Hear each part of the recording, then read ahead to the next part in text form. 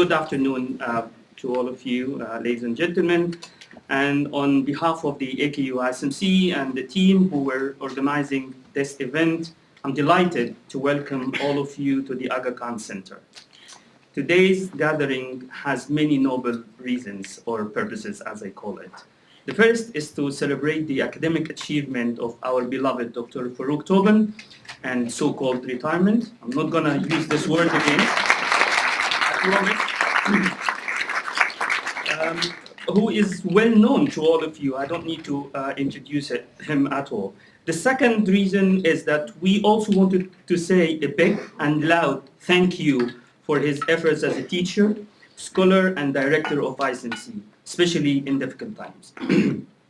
Finally, by celebrating Dr. Topan today, we are launching the celebration of the ISMC 20th anniversary, as you will hear from Dean Leif. Once again, welcome to the Aga Khan University Institute for the Study of Muslim Civilization, and allow me to invite Dean Leif Stenberg to inaugurate the event.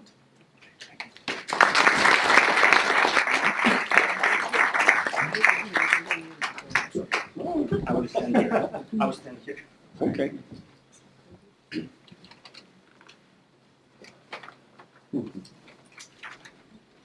So, dear colleagues, friends, and guests, I think, as Walid said, it's important to welcome you all to the first event celebrating the 20th anniversary of AKU-ISMC.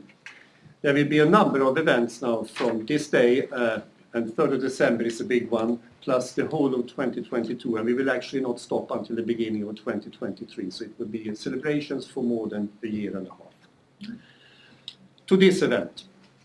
Some years ago, the Aga Khan University Institute for the Study of Muslim Civilizations hired Professor Jonas Utterbeck. I know, I'm not going to speak about him. But one of Jonas' first tasks was to join Professor Farouk Topan at the Ismaili Center in London to discuss various aspects of Islam and Muslim cultures with alumni from the Institute for Ismaili Studies.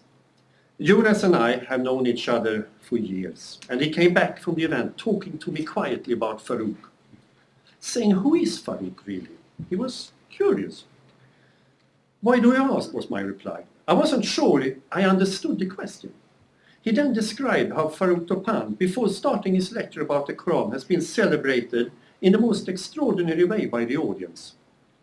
Not with the standard modest, welcoming applause, I quickly understood, but by loud cheering and receiving hugs from people with tears in their eyes. A sort of welcoming one usually associates with artists like Tom Jones, and remember, most of the audience were women, or legendary sporting items. The point here is not to tell a humorous story, or refer to this celebration of Farouk a few years ago as a consequence of the undisputed fact that Farouk Topan is good looking. or claim that this was an astounding expression of academic stardom. Absolutely not. In my opinion, the cheerful and emotional reception of Farouk was strong evidence of his qualities as a human being. His generous commitment over the years to students and teaching, his dedication to research in fields along the Swahili coast of East Africa, rarely investigated, and certainly his role as a writer, studying and answering questions of identity and life in general. The emotions and the celebration were a reflection of the fact that Farouk Topan has enriched the lives of many people over the years through his dedication to teaching, academia, and writing. In a way, the reactions of the audience of the Ismaili Center also indicates what one can achieve as an academic. And on that point, I find Farouk to be not only an academic role model, but a person whose humanity deserves celebration. Dr. Topan's career has spanned across disciplines, universities, several languages, and entire continents. His academic abilities were noticeable from the beginning, before even completing his PhD at SOAS, University of London. Dr. Topan was head of department of Swahili at the Dar-es-Salaam University. Having obtained a postgraduate certificate in education from the University of Southampton in 1974, He utilized his penchant for teaching by becoming head of teacher training program at the Institute for Swahili Studies from 1977 to 1993.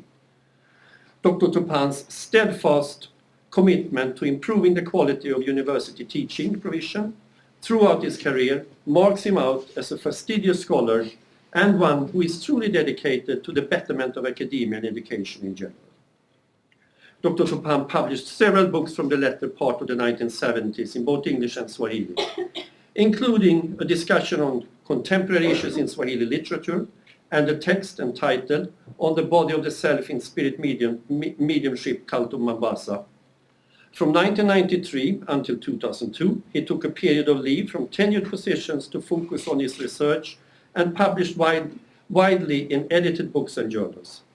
But the study of religion was also evident in his writing, most noticeably in his article entitled Projecting Islam, Narrative in Swahili Poetry. In 2002, Dr. Topan returned to SOAS to assume the position as chair of the Department of African Languages and Culture. He left in 2006, but having been involved in the early years of IIS, Dr. Topan's formative contributions had been noted by AKU-ISMC. In 2005, a year before he left SOAS, the Institute invited him to examine the curriculum for their MA in Muslim cultures. This would be the beginning of an association with AKU-ISMC that continued to this day, with Dr. Topan assuming several notable and distinguished roles, including the head of educational programs and later interim director. It should be made apparent that such a service to academia, particularly after such a successful scholarly career, is impressive at worst, worthy of special distinction and commendation at best. Throughout his career, Dr. Topan's wide array of literary and academic skills have been channeled towards not only the improvement of AKU-ISMC, but also the posterity of future generations. His work is a testament both to himself and to the Institute's founding doctrine, embracing non-European scholarly voices and plurality of thought, and developing high-class publications are facets of AKU-ISMC's mission he has both nurtured and embraced with skill and aplomb. His personal commitment to the Institute and AKU-ISMC is unquestionable. In sum, Dr. Topan is a highly respected scholar of Swahili culture and society who has published extensively in this area for several years. He is well known and respected within the international community of scholars working on these subjects. His work ranges from anthropologically based studies of spirit possession in East Africa to analysis of the nature and characteristics of Islam in the region. In this last area, he has contributed significantly to the development of pluralist understandings of religious practice in the contemporary world. He is also a playwright and short story writer of considerable distinction in Swahili. He is a much-loved teacher with the ability to establish close relationships with his students and inspire them through his own liberal and humane approach to life. Through his own example, he shows students how to embark on a critical but sympathetic engagement with alternative religious traditions as well as their own. Finally, we often receive the benefit of generous donations which support our work, where individuals wish to honor a friend, colleague, or loved one, for example. We are therefore grateful to be able to mention several such donations in honor of Farouk. We hope to use this gift to support students with the greatest financial need. Financial assistance facilitates greater socioeconomic diversity on our campus, enriching our learning community with a variety of perspectives and life experiences. This is something that is very close to Farouk's heart and will serve to honor the legacy of a remarkable man. On behalf of us, all of us here, Farouk, we thank you for your untiring service and commitment to education. Thank you, Farouk.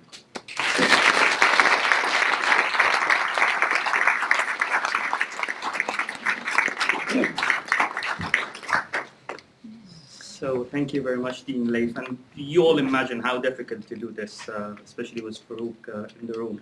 I'm confident that everybody in this room and many of those watching this live webcast who I should thank, and I'm sorry, that's my oversight, I didn't thank other people joining us over internet, have had many encounters with Dr. Topan, not to mention those lucky enough to work or learn from him like myself. So Dr. Topan is a true leader. I'm repeating what Leif said. We didn't agree on this. We just came up. We don't disagree. Naturally, we don't disagree. Dr. Topan is a true leader, scholar, and more importantly, a kind human being.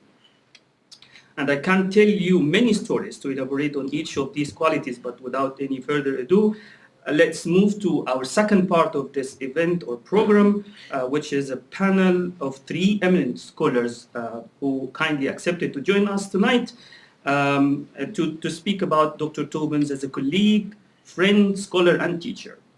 They are here to shed some lights on Dr. Topan, his career as a teacher and scholar. I would call this, and allow me to call this panel, the panel of love and respect. Allow me to introduce our first speaker, Professor Kaplan. Professor Kaplan was trained at SOAS, where she studied both social anthropology and Swahili. She's an emeritus professor of anthropology at Goldsmith, where she also taught for many years. She carried out research on Mafia Island, Tanzania, between 1965 and 2010, and authored numerous books and articles, including 2 personal narratives. The first one was African Voices, African Lives in 1997, and Mickey Daddy, A Tanzanian Life, Individual Biography and National History in 2016. In 2014, Professor Kaplan co-edited a book with Dr. Topan entitled Swahili Modernities. She has also made a film about Mafia Island and created a website on her own about the island. In addition to her interest in the coast of East Africa, Professor Kaplan has also carried out extensive field work.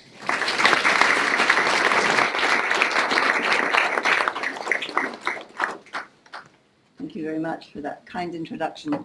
Absolutely. And thank you very much for inviting me and allowing me to honor somebody I've known for such a very long period of time and worked with on occasion. So it's great to be here. If you want to use this podium, I'm going to. No, I'm not going to show any slides. I'm afraid you just get me talking. Can you all hear me okay? People sitting at the back? You come closer. A bit nearer to the microphone.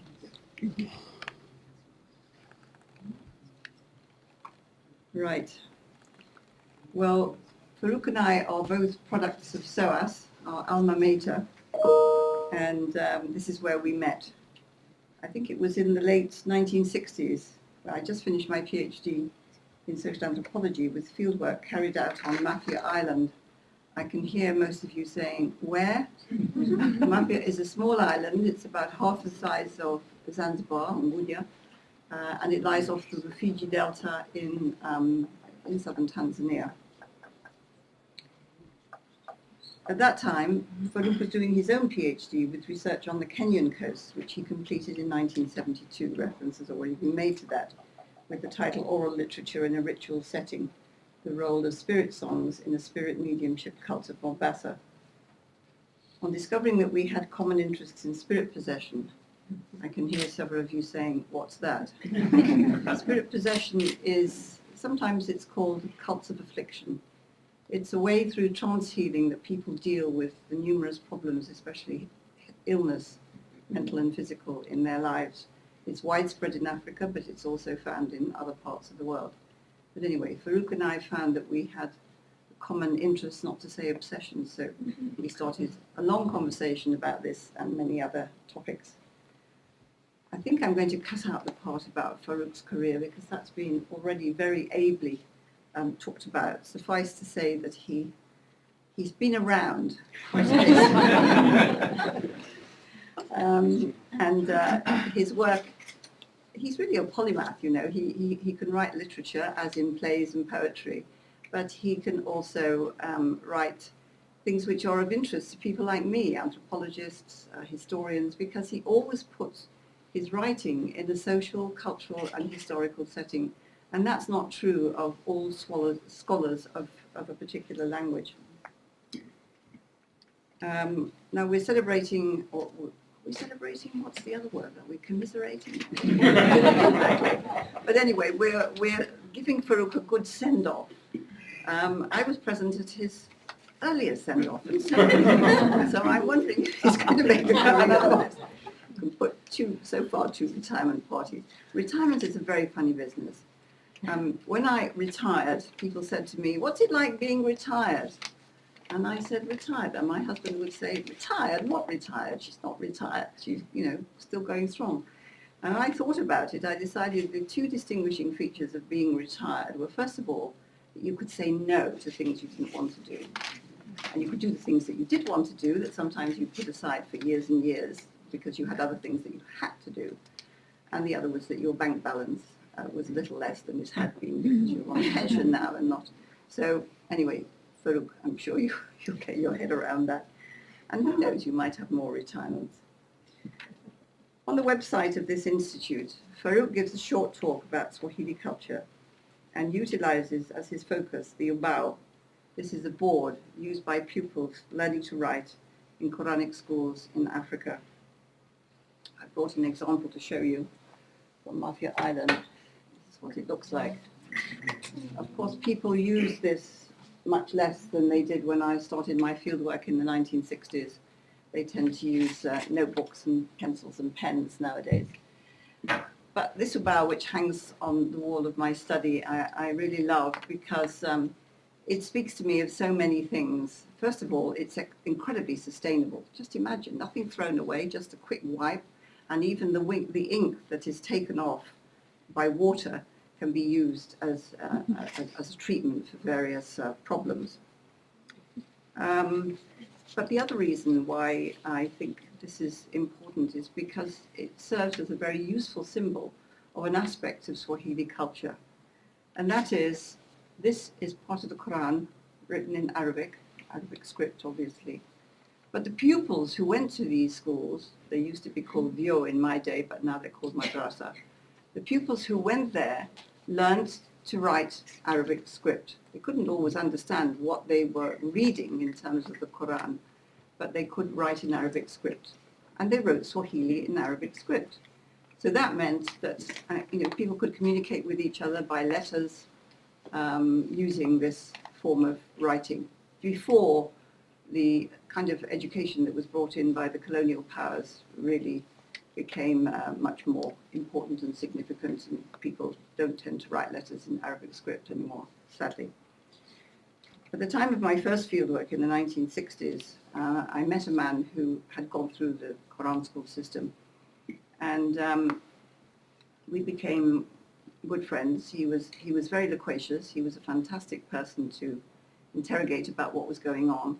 He was a great gossip. So he'd sometimes bring really choice anecdotes about things that I wasn't supposed to know about, shouldn't have known about. And when I went away for a while, he asked if he could help me in some way. And I said, well, why don't you just keep a diary of what's going on while I'm not there to try to find out about it, or you to tell me. So he started to do that. And we actually kept this going for years. And this diary was, of course, all written in Arabic script, not in Roman script. Farouk knows all about this.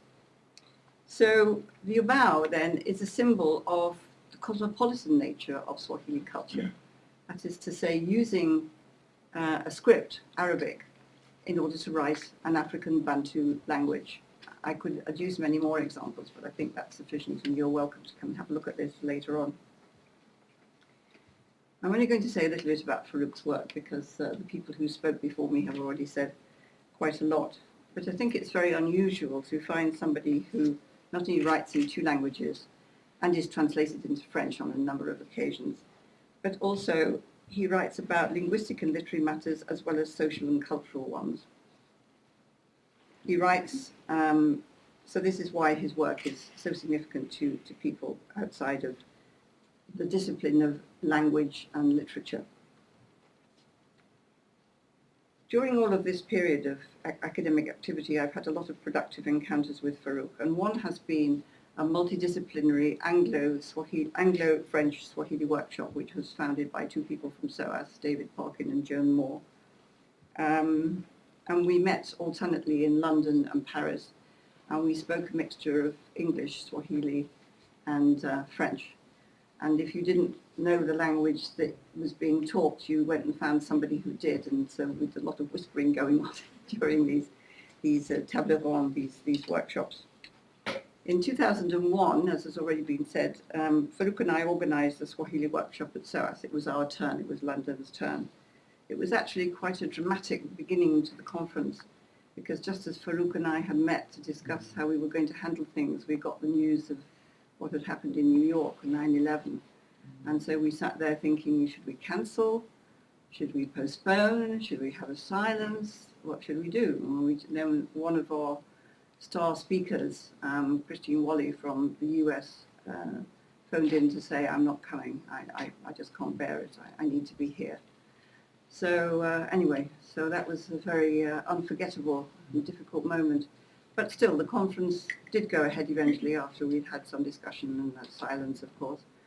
And then Farouk and I edited this book called Swahili Modernities. Farouk produced a wonderful photograph for the cover, which was of a Swahili woman with her head covered, and she was carrying a mobile phone, which in 2001 was not quite as ubiquitous as it is now, where you don't see anybody who's not.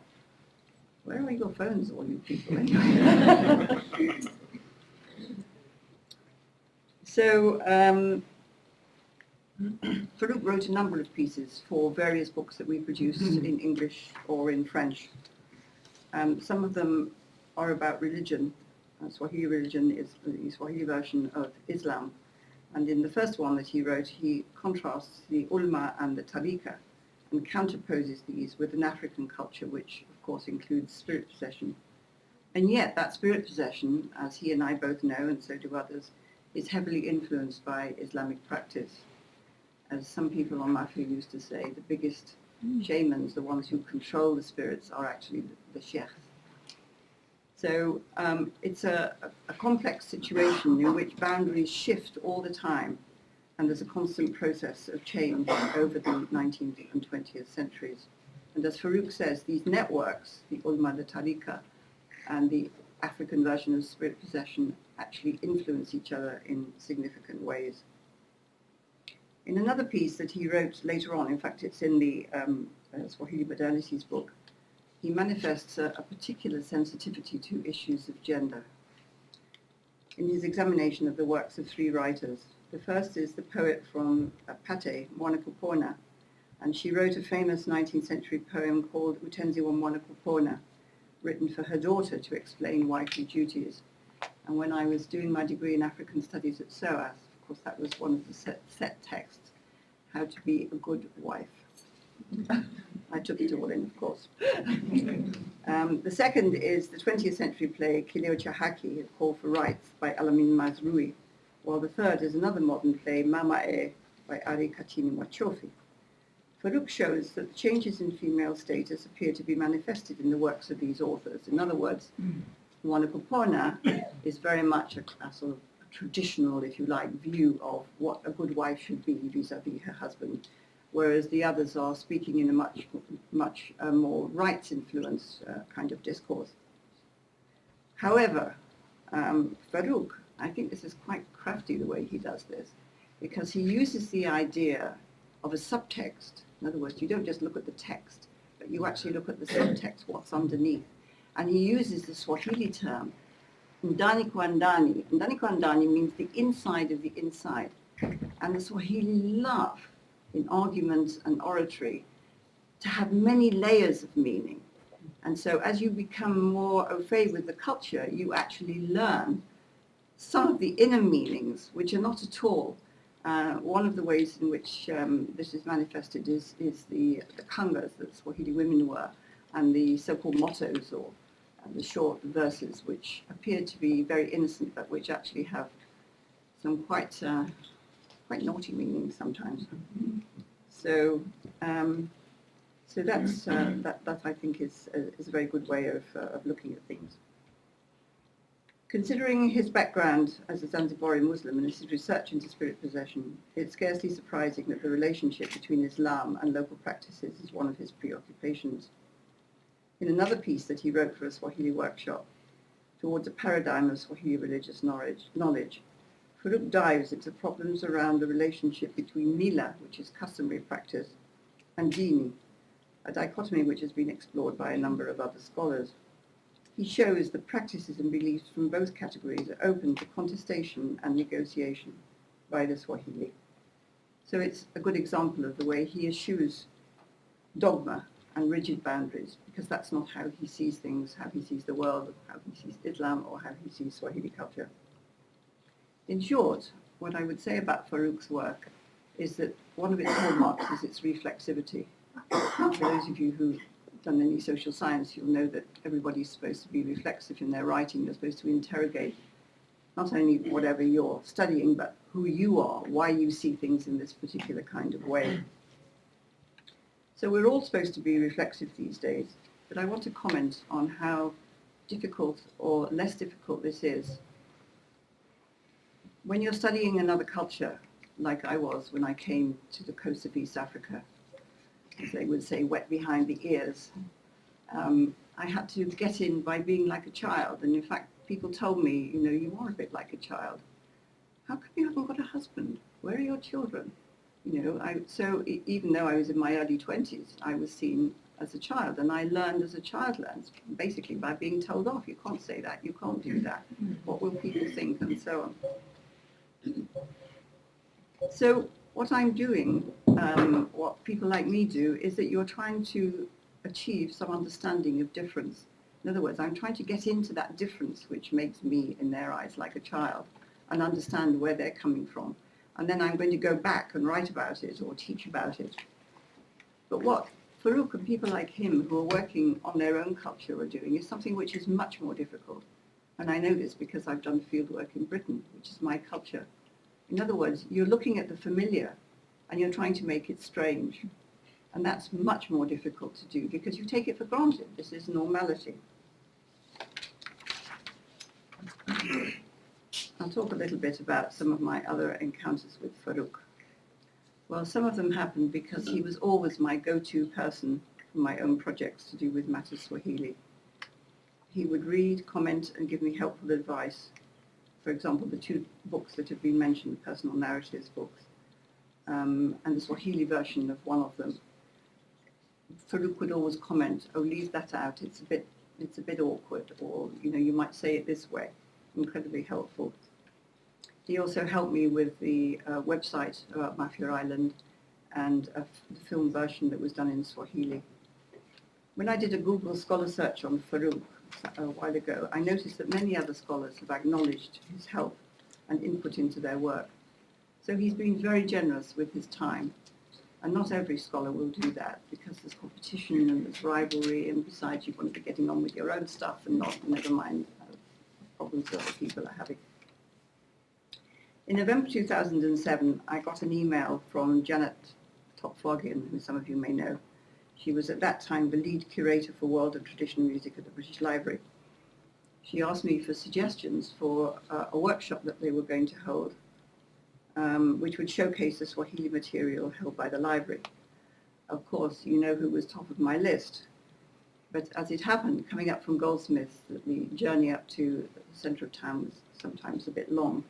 There'd be delays, and I was a little bit late arriving. And as I stood at the door, wondering whether to go in, I could hear this wonderful voice reciting Swahili authentic Swahili poetry. And when I went in, my goodness, it was Farouk. I'd never heard him actually reciting before, because you do it in a very particular way. We should get him to do some, actually. So over the course of many years of fieldwork on Mafia, I've needed to visit Zanzibar, his home area, where a number of close associates from Mafia have settled. So there's a big Mafia community on Zanzibar. During those visits, I've been privileged to meet some of the members of his family and come to realize that they and he epitomize Swahili cosmopolitan culture with its input from so many parts of the world, which is remarkable for its inclusiveness and tolerance. Farouk himself has continued to visit Zanzibar regularly for family and work reasons, And during the course of his trips, he's acted very kindly as my postie. He carries messages and items to my adopted kin there, and he brings me news of them. They all know him well, and they call him Uncle Farouk. So I'm Shangazi, which is father's sister, but he's their uncle. Finally, I want to say something about Farouk as a person to second, if I may, all the nice things that Professor Stenberg has said. As many of you know, and some of you don't, but you may find out, academia is not always a very nice place or a very kind place. But I think it's safe to say that Farouk is universally respected not only for his work, but for his personal qualities, which are highly esteemed not only here, but among the Swahili. So it's very easy to translate these qualities into Swahili. We would say that he is mpole, a gentle person, and that he is someone who hana kiburi, doesn't have pride or arrogance. And also that what he does have is heshima, which is someone who commands and gives respect. So, thank you. He pronounced my name straight away, as I know how difficult my name to pronounce, captured my ears and my heart straight away. Even when I tried to test his patience with many demands and requests, some were unrealistic, I believe, his tone remained unchanged and his spirit remained positive. And he said, sorry, Dr. Topan, Walid, step by step. And that's it. I accepted the offer unconditionally and moved to London after a few months. So I'll stop here because I'm getting emotional. Our second speaker is Professor Murray Last, Professor Emeritus in the Department of Anthropology, University College London. Professor Last received his PhD in Professor Last.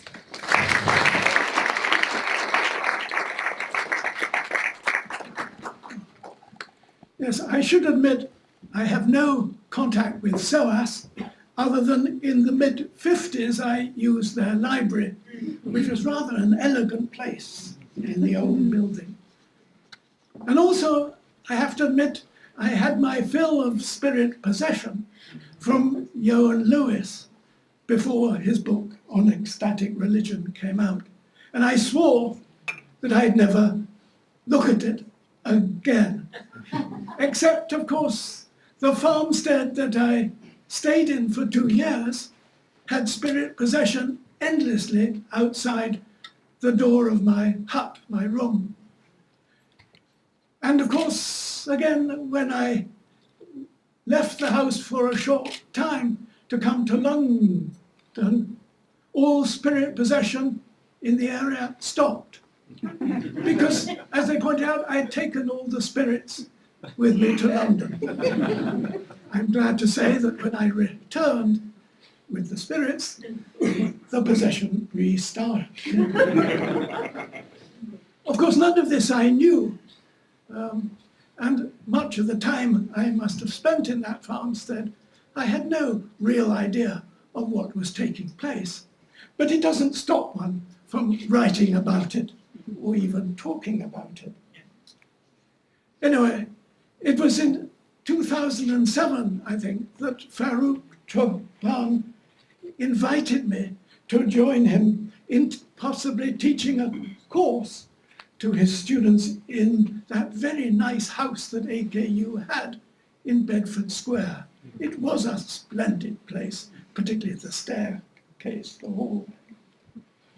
The course was to be, of course, on Muslim lives in Africa,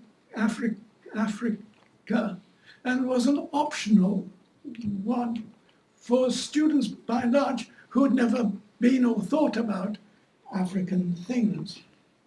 And the idea was that he'd give 4 weekly sessions on the Swahili, and there'd be 2 that we do jointly, the start and the end. So he asked me, would I like to do 4 sessions on the Hausa peoples of northern Nigeria? The Hausa are, of course, a Swahili people, perhaps not quite Swahili, but certainly Swahili people, with the Sahara as the ocean on whose shores they are. And they are, of course, traders whose language became the lingua franca of a huge area. They must be now about 60 million or more. But Graham Furness would tell you how many Hausa people, speakers there are, not me. But what was interesting was that there are, of course, similarities between the Swahili and the Hausa, but also particularly interesting differences. But the idea was that the students would actually look at the comparison, make the comparison, analyze it themselves. Of course, Hausa have links to North Africa and not the Indian Ocean links that the Swahili have. But the idea was really that the students would be able to hear two accounts of these worlds and contrast it, compare it with their own, often in the highlands of Pakistan. Basically, Farouk's plan, when he explained it to me in Bedford Square, was very intriguing, not least because we didn't have to do the comparison ourselves. We were leaving it to them. Another cop-out of mine, I would say. But it was interesting because, of course, Farouk was very different from these. Farouk, as a writer, as a creator, as an insider, whereas I was just a historian, an ethnographer, albeit since 1961, fairly deeply embedded in a Hausa world. And that Hausa world, I get almost weekly text messages or even phone calls, even now, mainly to ask me to write something or to help out. But my real worry is that the farmstead I lived in is not associated with a European, because then it makes them a target for kidnapping, thinking there's a gold mine attached. One can, as an ethnographer, be potentially lethal. Certainly to any driver or host, you're likely to bring about your host's end. But the point that was exciting for me was the collaboration with Farouk. Because, of course, one very rarely collaborates. I have to admit, I once taught a course with Paul Richards, in which he came up with brilliant ideas in lecture 1, and I came up with attempts at refuting them in lecture 2. We got on very well. We still do, in fact. I had an email from him this morning. But the point is that the collaboration with Farouk didn't require debating. It was simply being as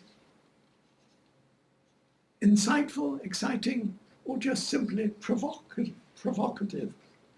And I think Farouk put up with me because, of course, having lived within households for 2 years, one tended to see things that possibly other anthropologists hadn't seen, except, of course, Pat, who had seen everything as far as I could tell. But the other thing was that our focus was on what was happening today, not just in the past, what was happening in the domestic world, in households, even the scandals of daily life, which one had seen or had been, taking place. And so it enabled, also the idea was, our students to compare it with their own home lives. And many of the essays they wrote were actually about how their home lives and either the Swahili or Hausa worlds were rather different. I have to admit, I used to show them how to get possessed, spirit possession, foaming at the mouth and being a hyena, but that was not when Farouk was around. I think he might have said that. But the point is, there is a reality to teaching that Farouk could give as very few other people could. What is surprising, perhaps, is the students seem to like it. Or at least they liked his. I think they were at times a bit shocked by what I may have said. But each year we got 10, 12 students choosing to hear him each year. And there were no dropouts, as far as I can remember. Or if they did dropouts, I missed their absence. So what I'm really saying is that I personally learned enormously from Farouk over the 10 years that we did this pas de deux, as it were, of teaching together. I learned a lot about the Swahili indirectly. I admit he never tried to teach me or such like. But I, above all, learned from Farouk the art of collaboration. As far as I can remember, and I tried to remember, I couldn't remember a single argument, quarrel, dispute between us. I admit the Hausa world I come from is not very disputatious, certainly not to a senior man like Farouk.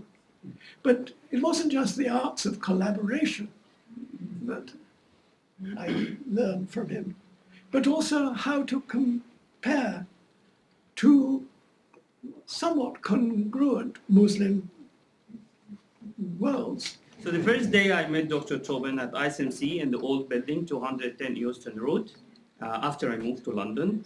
And with his wise spirit, he knew I felt homesick straight away. So in the first meeting, and instead of we talk about the new job and the new role and why I'm here in London, he told me many stories about his life, work, and challenges. And he told me about his favorite song and singer, Muhammad Abdul Wahab from Egypt. Moreover, he sang a line for me in his office, and we just went, singing, remembering old songs of Muhammad Abdul Wahab and the River Nile and lots of stories. And as a true human, as I say, he healed my soul without talking to me about the job. It's, again, emotional. But that was my first experience with Dr. Topan in London. Since that moment, Dr. Topan has been my mentor, I would call, and he is the first resort in London for me if I needed help. I can't thank him enough forever for his kindness and calmness with me. So now over to our last speaker, and as we say in Arabic, khitamuhu misk. So this is the final words to Dr. Ida, who currently holds the post of lecturer in Swahili at the School of Oriental and African Study, University of London. It's worth mentioning that Dr. Ida's PhD thesis was supervised by Dr. Topan as well. In her study, she explored the norms of Swahili translations, which is an extremely important topic in my opinion. She herself has translated several works into Swahili, including Alice's Adventure, which is fascinating. Dr. Ida has conducted research on Muslim sermons in Tanzania. She is currently involved in UKRI-funded research on the interpretation of the COVID messages among Swahili speakers in the UK. So please join me welcoming Dr. Ida. Now, for those who don't know, Farouk Topan is actually a household name in Tanzania. and particularly in Zanzibar. I read Farouk's work when I was doing my A-levels in Zanaki in Dar-es-Salaam. He was part of the school syllabus. And so then, I mean, he, as in like, in my eyes, he was always this author who was now, I mean then, far away in Europe, but he was writing in Swahili, in a language that we could access, we could read him, and using innuendos and sort of like imagery that we could relate with. Anyway, I'll come to that. Thank you. So when I applied to do my PhD at SOAS, and I found that Farouk Topan was going to be my supervisor, it was surreal. I was very excited. I couldn't wait to meet this person. And but before then, I was to go to Zanzibar to get married for my wedding. And while in Zanzibar, before the wedding, my parents met Farouk at Mwakakoga. He can tell you about that later for those of you who are interested. And obviously they invited him to come because they know him. And he came, so you can imagine, I was like, oh, Farouk's at my wedding. I was very, very excited. So now once back in London, I went to meet him in his office, which is now my office. It's so surreal. And we had our first supervisory meeting. I remember he was so welcoming, very modest, and I was just really surprised because his expertise and his status, and there he was, humble, considerate, thoughtful, generous. I was just very, very, very, very impressed. He supervised me for 3 years. And then he retired, and then Dr. Chege Gidiora took over and finished, sort of like worked with me to the end. But we built a great friendship together. And Farouk is one of my really good friends until now. Well, I consider him one of my really good friends. Later on, I'll just mention this very quickly. I came to realize that Farouk was actually the examiner who was working with Cambridge exams. I'd always imagined it was going to be this man, like, I don't know, this man with a beard in corduroy, but it was Farouk, and then he introduced me to Cambridge exams, and so then we had a lot of highlights, okay, through that. Lots of friendships with Compton, Rachel, Steve, so I mean, great time there. And then before I go on to my next slide, I was going to say that Farouk has always been very, very popular among students and also among his colleagues. And I asked one of my students, what do you think about Farouk? And he said, I have one word for you, Ida. He's a legend.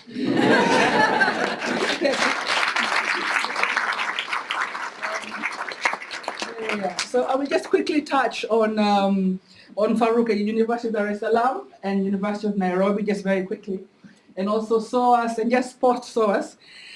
If you have any questions, we are very lucky he's here to answer them. So that would be really, really good for me.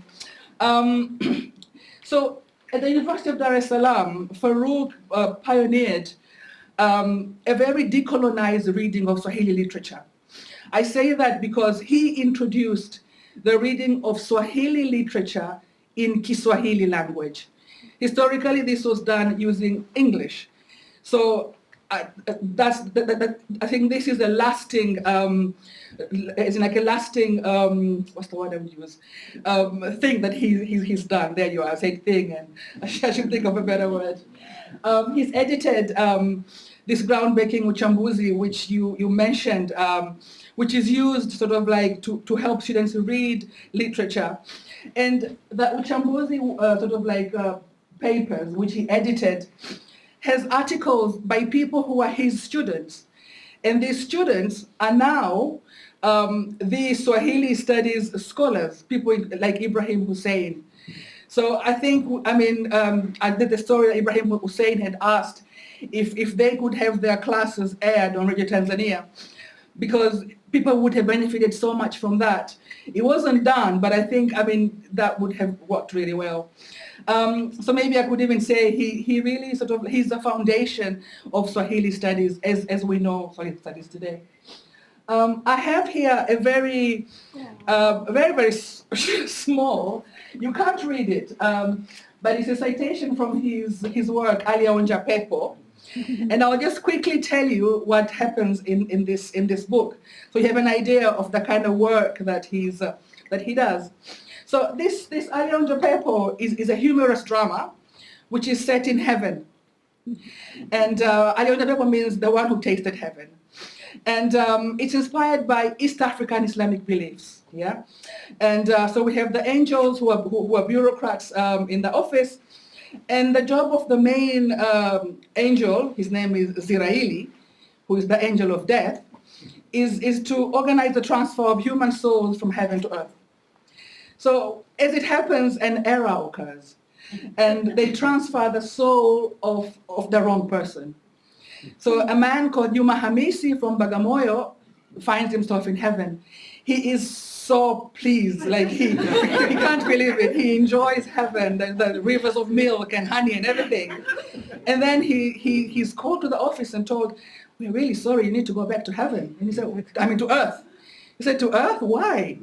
"Because there was an error, you need to go back. That we should have taken the soul of an Englishman. So we'll put your soul in this Englishman's body just for a year, and then you'll come back." And he says, "No, categorically, I'm not going back. I don't want to go back." They said, "But you must. I mean, this has happened."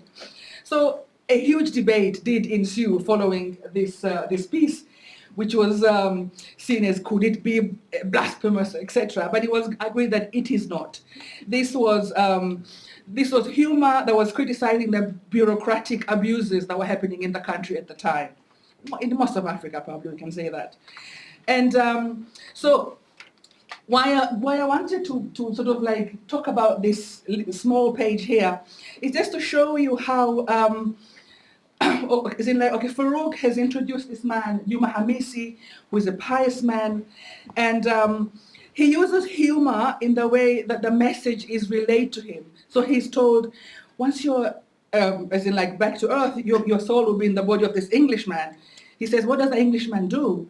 And they say, "Oh, anauza mtindi, he sells yogurt." He says, "Oh, okay, yogurt, I can do that." No, not that yogurt. It's actually alcohol.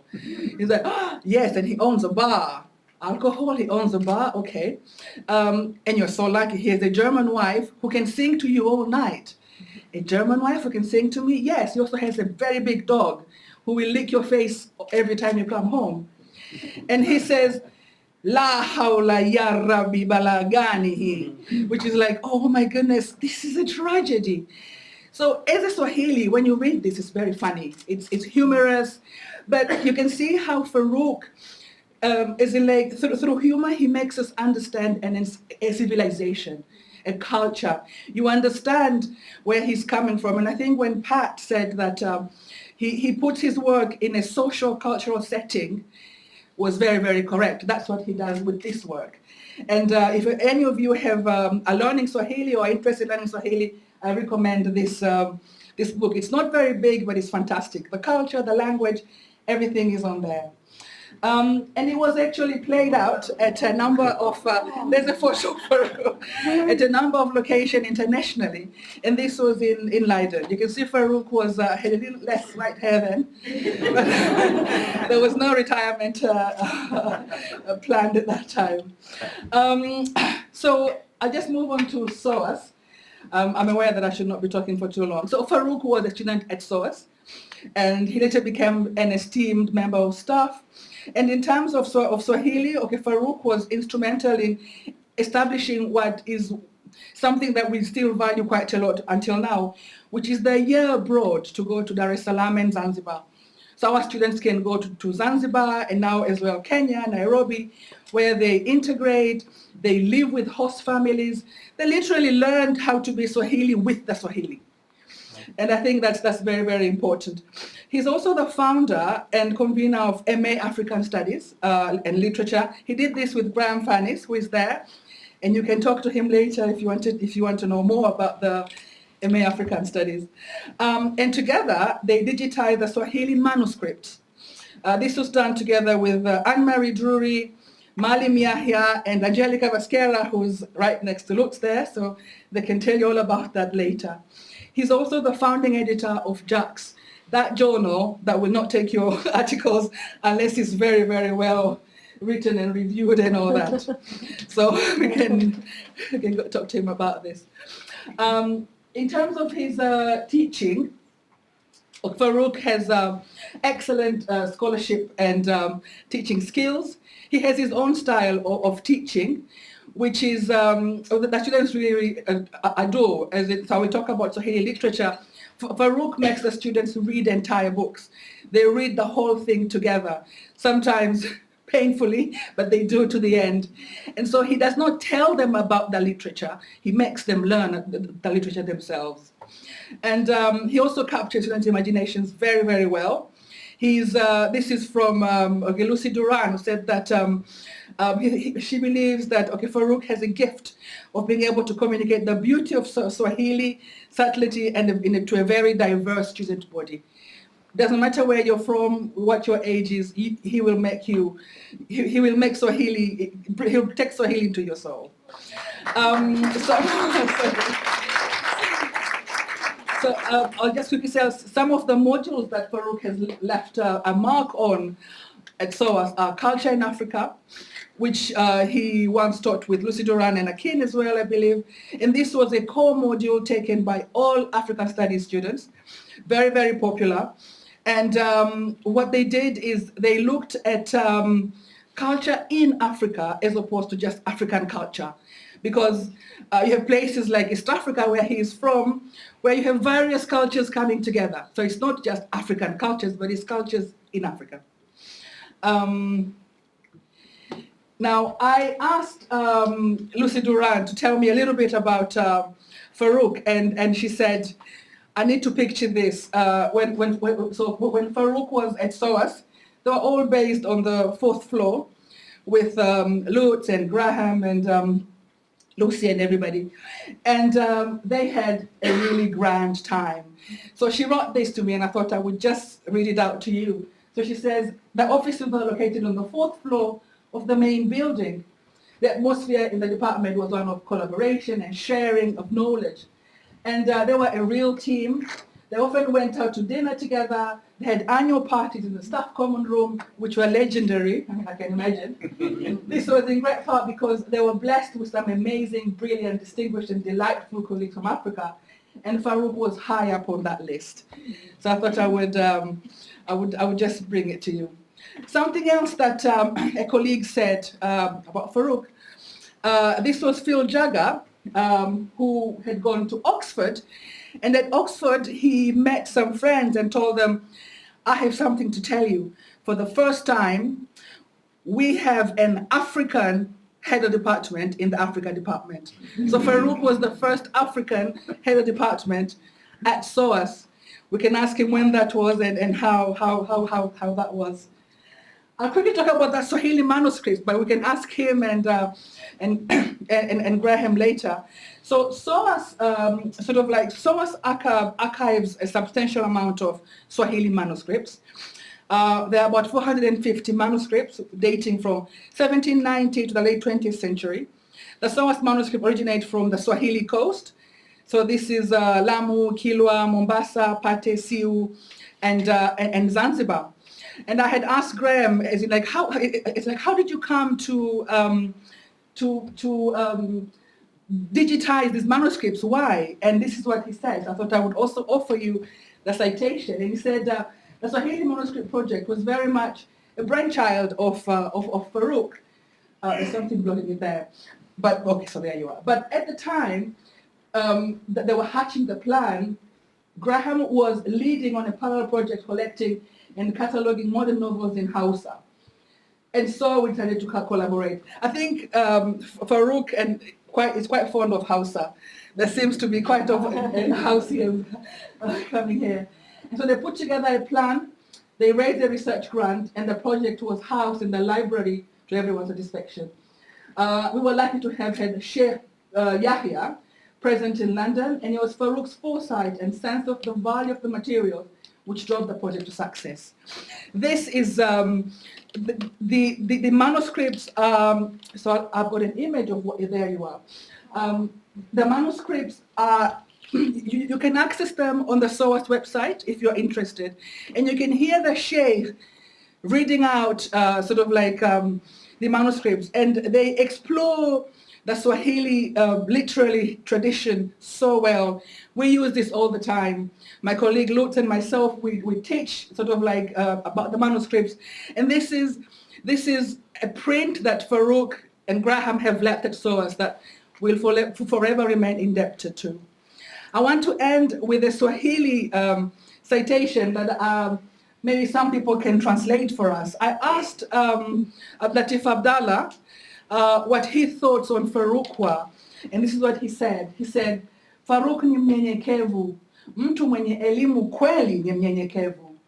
Wale wanaojifaragua wanaficha wasichokijua. So maybe he can tell you that later, but it just shows you how humble and how down to earth he is, and what an amazing man he is. Finally, at a personal level, Farouk, I am so grateful to have you in my life. You've been an amazing person. All the good advice I get, it's from him. Like he advises me well, you know, like he's really good. And I hope you enjoy your retirement, because you're a legend. Thank you very much.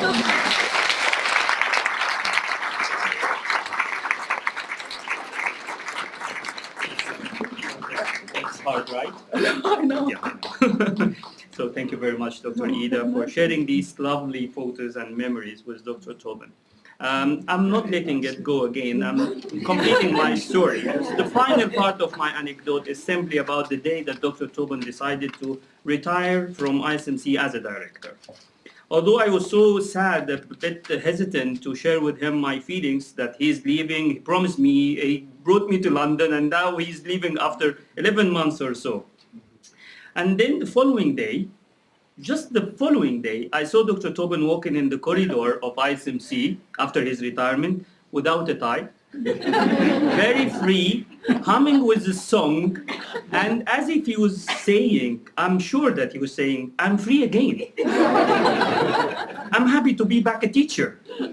That day I realized that I would have more opportunities to learn from Dr. Topan's scholarship. He honored me, of course, to co-teach with him some courses, literature, and the Quran one.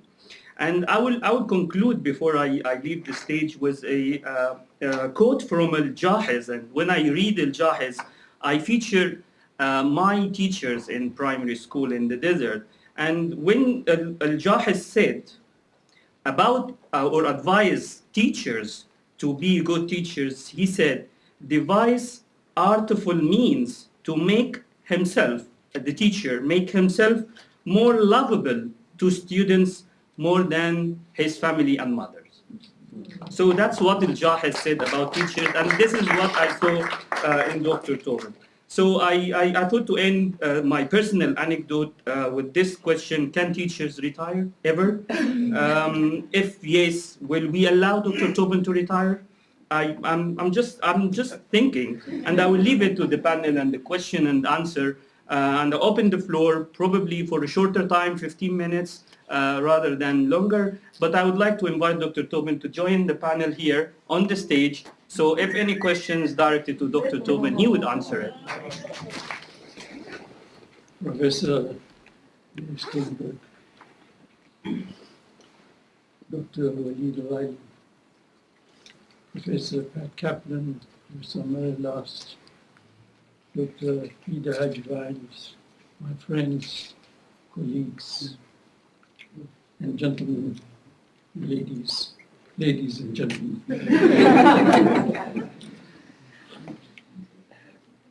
Thank you, first of all, for your presence this evening at a ceremony which I found very humbling after listening to the panel and listening to Walid.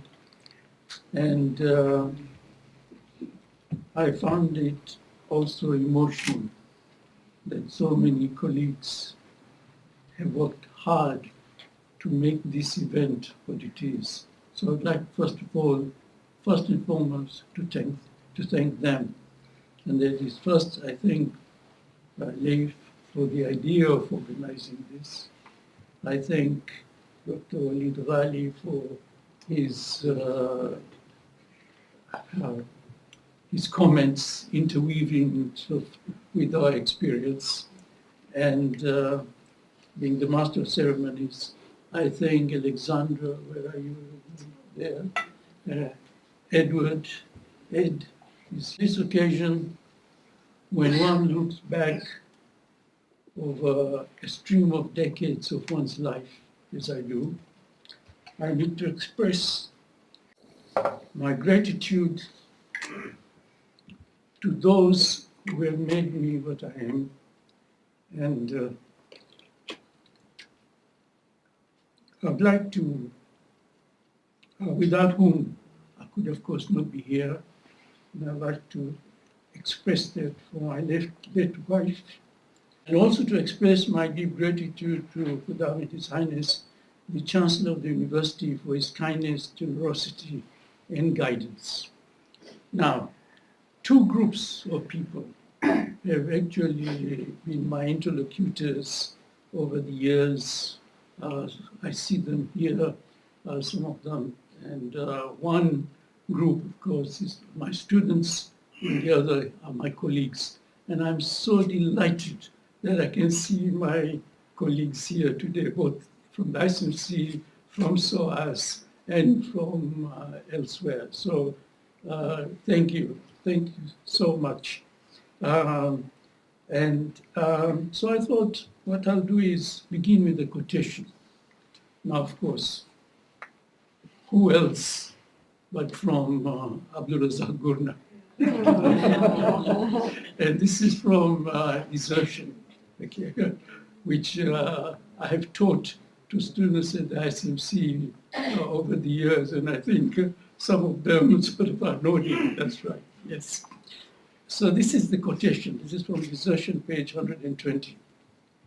Quote, there is, as you can see, an I in this story. I, meaning the first person singular, in this story. But it's not a story about me. It is one about all of us, about Farida and Amin and our parents, and about Jamila. It is about how one story contains many, and how they belong not to us, but are part of the random currents of our time, and about how stories capture us and entangle us for all time.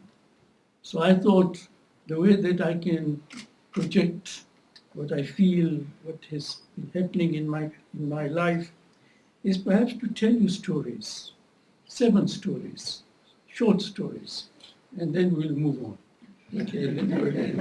Okay.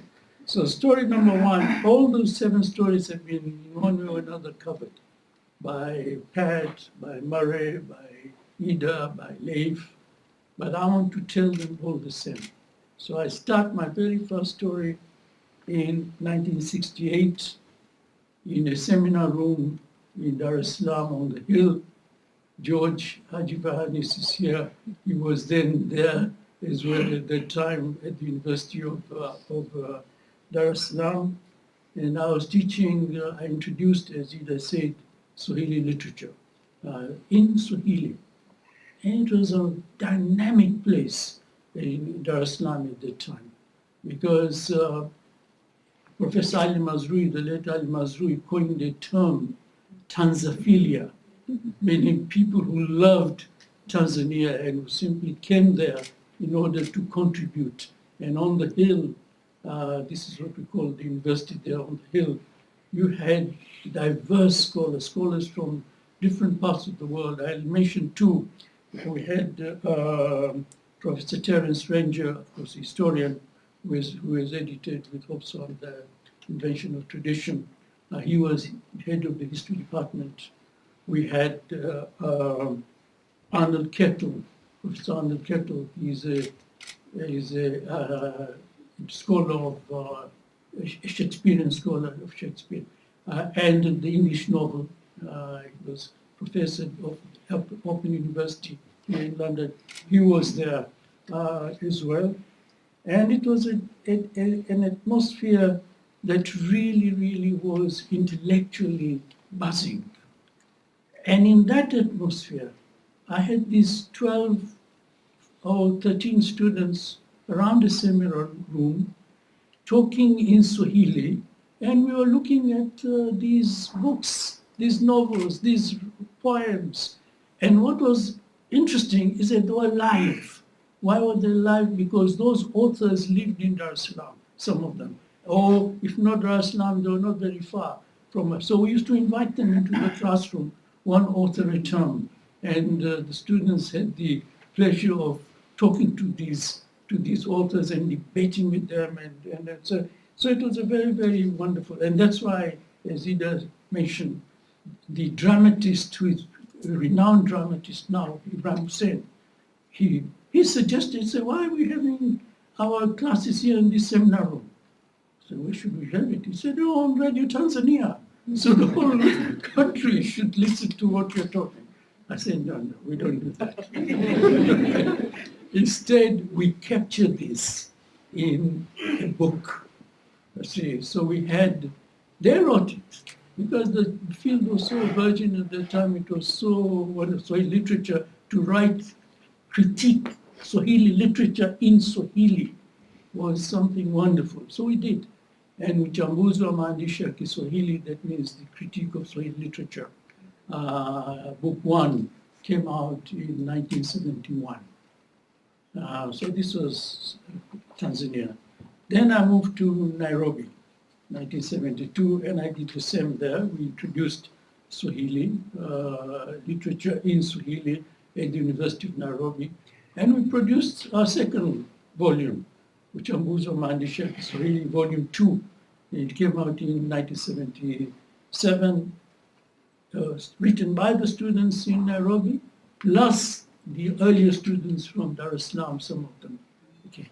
And this was quite interesting because the type of terminologies we were using, the type of analysis and the way they were looking at literature was something new that was being done for the first time.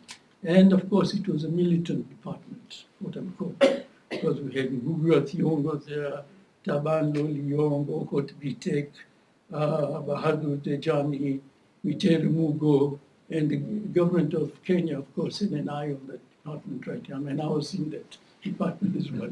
So it was a very dynamic department, 1972. And then I had an urge. I was doing very well. I was enjoying myself in Nairobi. But then there was this urge which came in me. And the urge was to learn Arabic. Now, as Ida said, of course we learn Arabic. Go to the Quran class, to the chuo, to madrasa. You learn to read and to write Arabic. But I wanted to learn Arabic in its context. So at that time, there was an advertisement in the newspaper, University of Riyadh, and I applied for it to go and teach English. Okay. Now, where did I get the qualification to teach English? I'll tell you later. but so, Professor Dr. Khattab at the embassy, Saudi embassy, I thought there would be a panel which would interview me. I was ushered in. He was on his own. He stood up, we shook hands, he sat down, and he said, which of the two universities would you like to go to? So I said, well, I thought there was only Riyadh. He said, no, there are two. There is the King Abdulaziz University also in Jeddah and Riyadh. I'm recruiting for both. So where do you want to go? So I said, look, let me say why I want to come to Riyadh. And that is, said, I want to learn Arabic. He said, well, come to us, we have got Ali with us. And I said, who is Ali? He said, no, not who is Ali. What is Ali? It is Arabic Language Institute.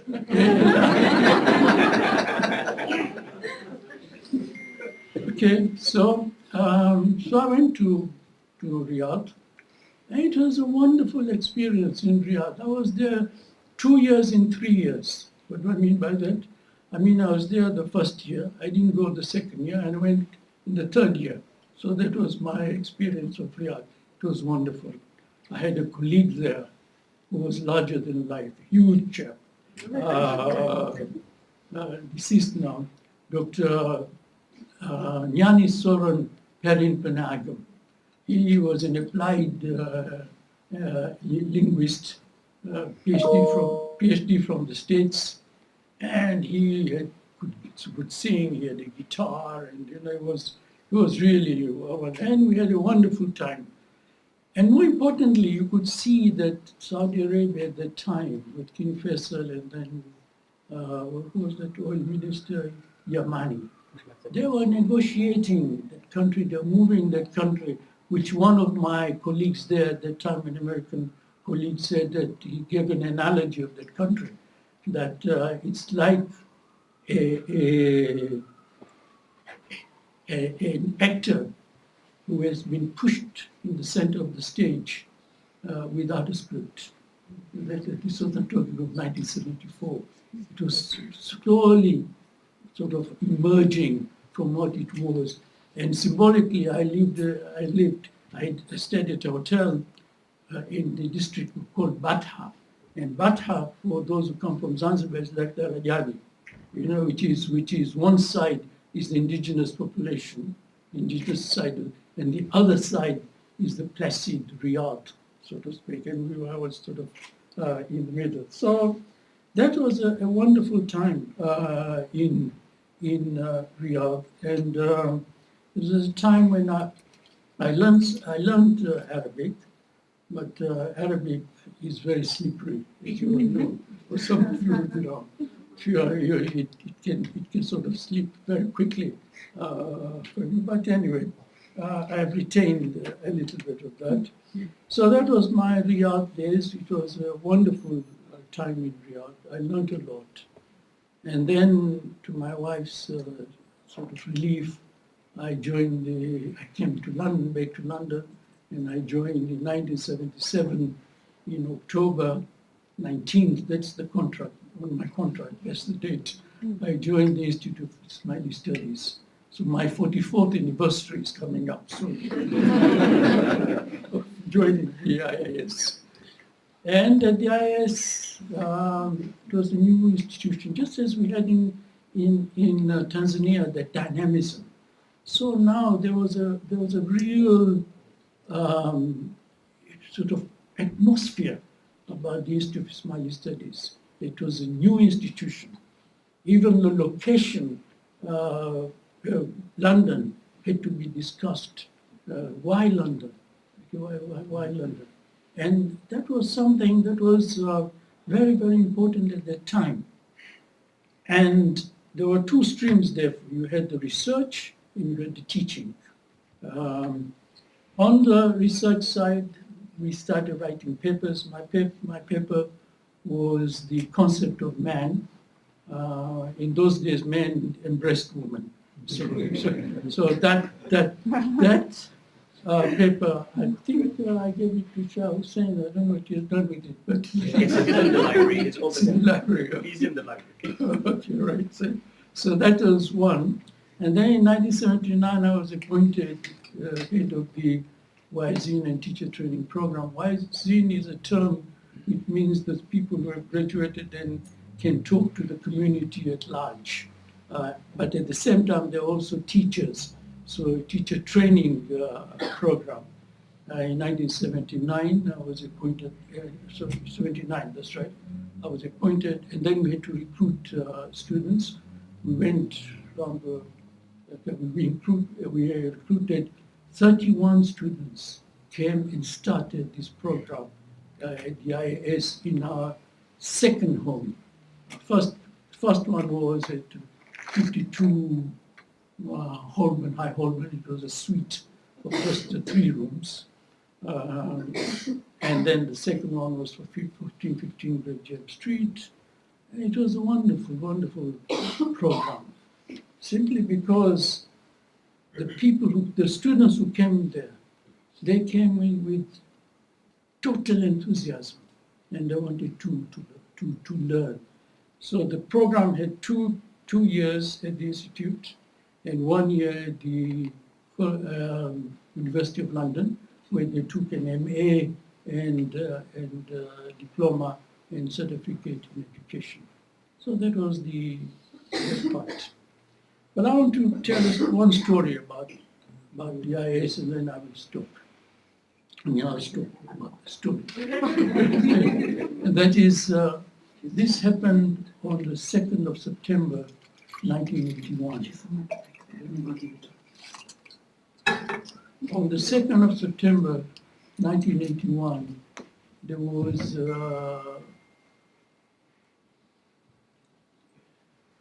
a board meeting of the Board of Trustees at the IIS in London.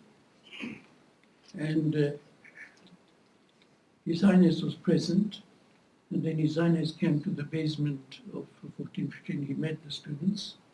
This was in 1981, and then he also met them in 1983 when they graduated, and he gave them certificate at the Nobel University of London. And after he had departed, I was called upstairs in the boardroom, and I was told that I'm now involved in another project as well. And that project was called simply at that point the nursery project. I was meant to write nursery books at that point. And I was given a colleague. The colleague came from Nairobi, the late Topan, and we met in the boardroom, just the two of us, after each other, and we looked at each other. We said, what are we going to do? See, my children had grown up, and in any case, I didn't have much hand in raising them because I was in Riyadh, in Nairobi, and all these places. And Kutub was not married. He had not had children. So we went, like all academics do, we went out, we bought Ladybird books, we bought other nursery books, we sat there, we read them, and then, like all academics, if you don't have practice, what do? You turn to theory. So we went to the University of London, and curriculum department said, well, we need your help. And we learned a lot from the University of London, because I'll tell you one thing perhaps which we learned, it may be a tip for some of you, and that is when you have a child on your lap, your book must be of a particular size. The illustration has to be on the right-hand side, okay? And the left-hand side should only be about 2 or 3 lines there, that's all. Because you are reading that, and you are letting the child look at the illustration and sort of drink in that illustration and not what you have just told him or her.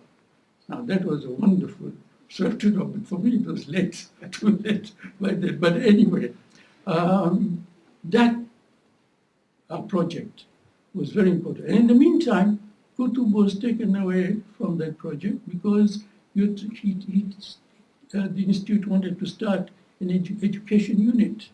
So the education unit was established. Before the education unit was established, they went to the Institute of Education for a course, for a year's course. They came back and they started the education unit at the IIS. Now, why am I telling you this story? Because both these were seeds. See, the nursery project, the preschool project, which was then published in 84, 85, that really is the precursor of the Darlene series now.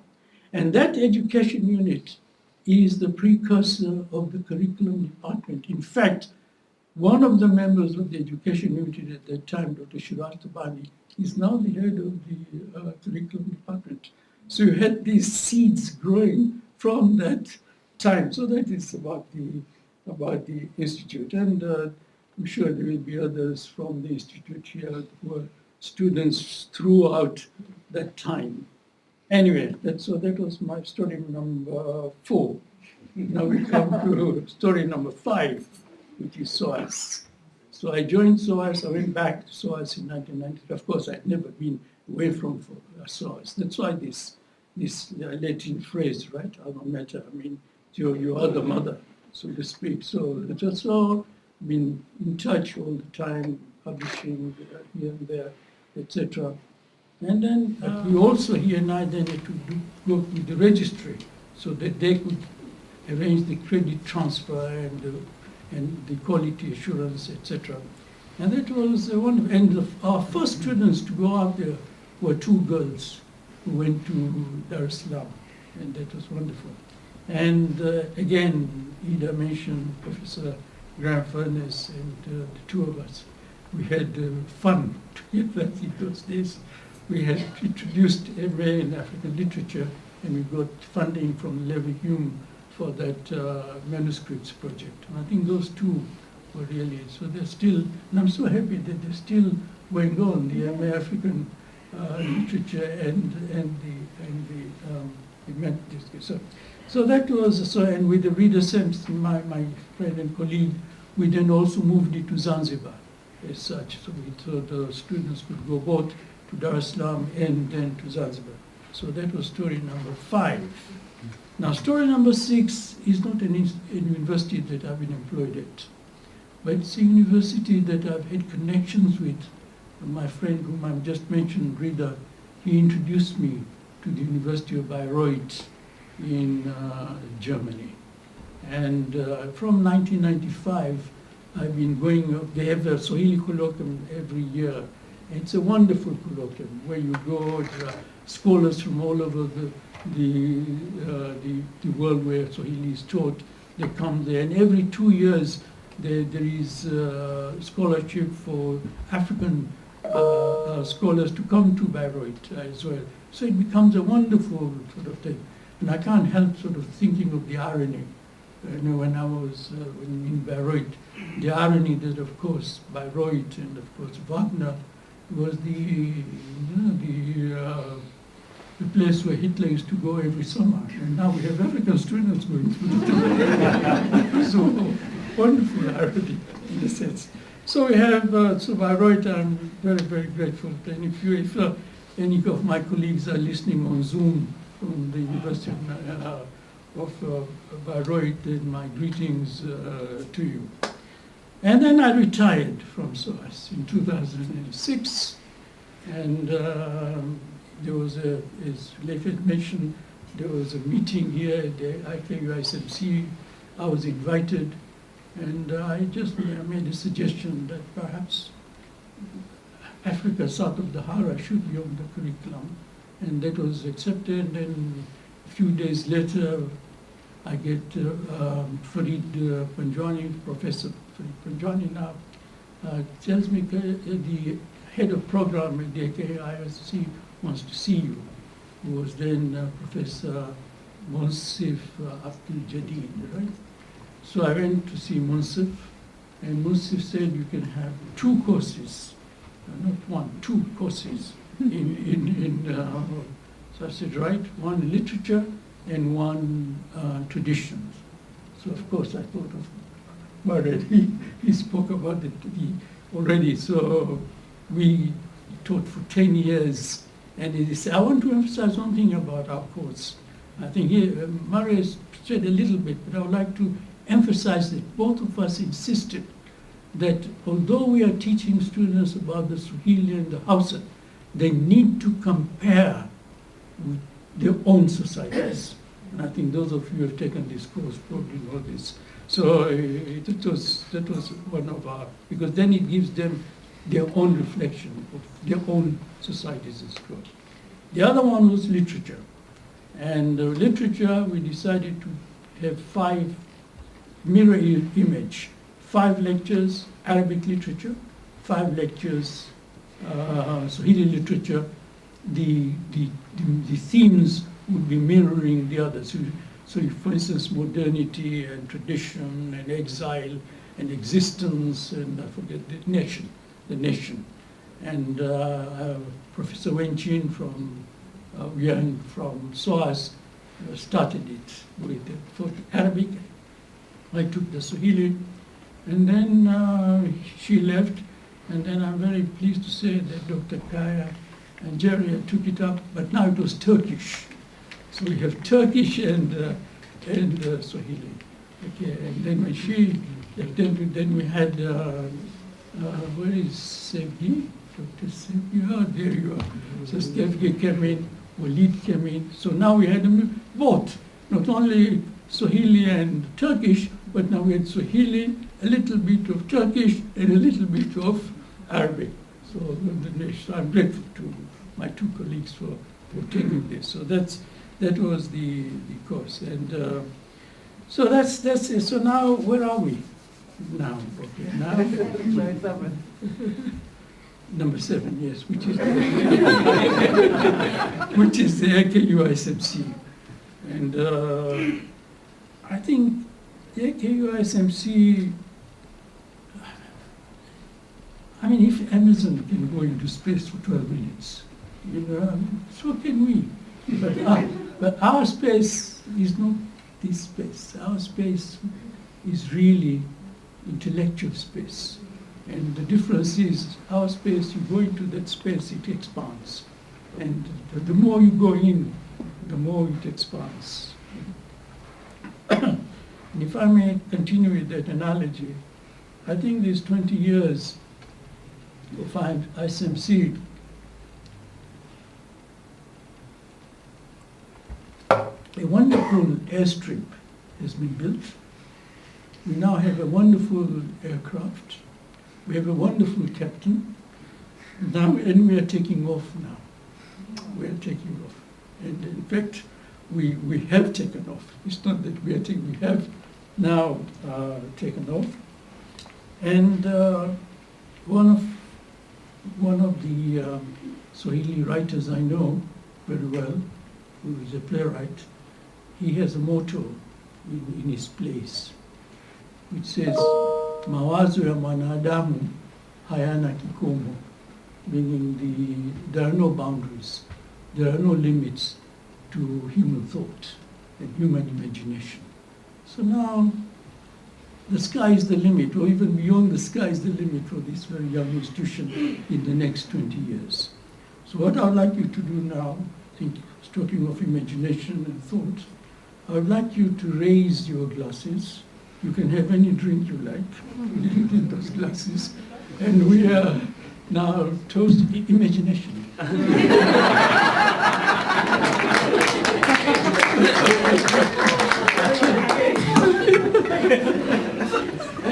And we are toasting the AKU-ISMC the next 20 years. And in the background, imagine there is music. And it is Vaughan Williams' The Lark ascending. So just imagine that here is to AKU-ISMC the next 20 years.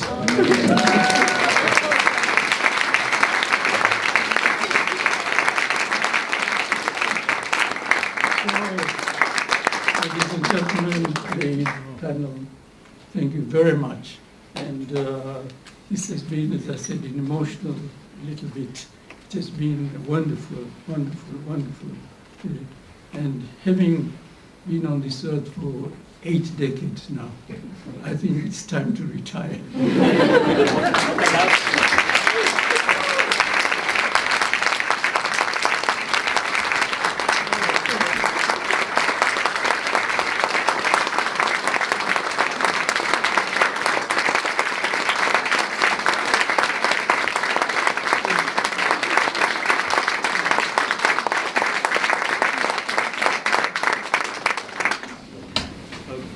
Thank you very much, Dr. Topan. It's always a pleasure to listen to your anecdotes and the humor and memories. As well. Thank you so much, gentlemen.